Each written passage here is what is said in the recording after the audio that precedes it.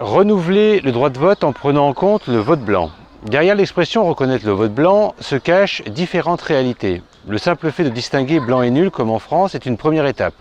L'Espagne considère les votes blancs comme valides, c'est-à-dire qu'ils comptent, mais sans être inclus dans les suffrages exprimés. Cela conduit à augmenter le seuil à atteindre pour qu'un parti ait un représentant sans changer les résultats calculés à la proportionnelle des suffrages exprimés. La reconnaissance du vote blanc pourrait être connue comme suffrage exprimé si l'on installe dans le cadre d'un vote obligatoire. À ce moment-là, nous pourrons annuler l'élection si la somme des votes blancs et des abstentions atteignait la majorité absolue, c'est-à-dire 50%. Créer un référendum d'initiative citoyenne. Il s'agit d'un outil de démocratie directe dont la mise en pratique permettrait de pouvoir institutionnaliser la voix des citoyens sur un ensemble de domaines.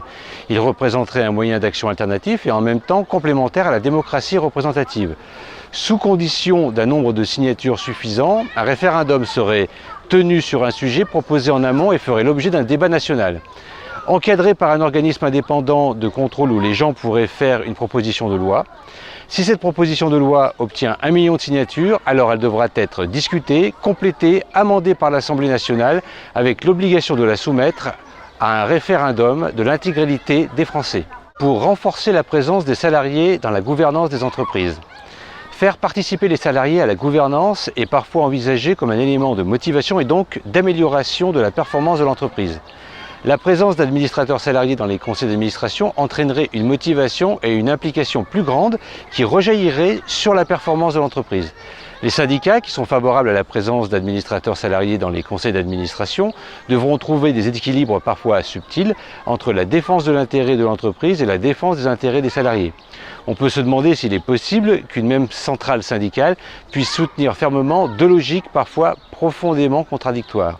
Si demain la présence d'administrateurs nommés par les salariés devait augmenter, il semble indispensable de mieux former ces derniers et d'établir des processus de nomination qui ne fragiliseront pas le dialogue social.